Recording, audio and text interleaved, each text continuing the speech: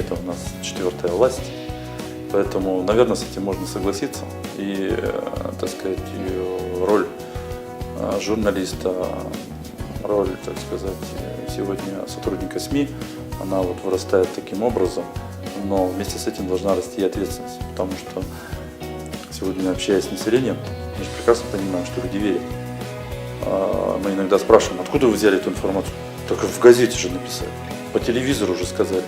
Поэтому, так сказать, вот я считаю, что жизнь невозможна, но вместе с тем вот, все сообщество СМИ должно быть и ответственно, и понимать, что каждое их слово, каждый их сюжет, оно формирует мнение, информирует о чем-то, создает представление, а из этих представлений складывается общий менталитет общества. Поэтому просто себе представить, какова роль.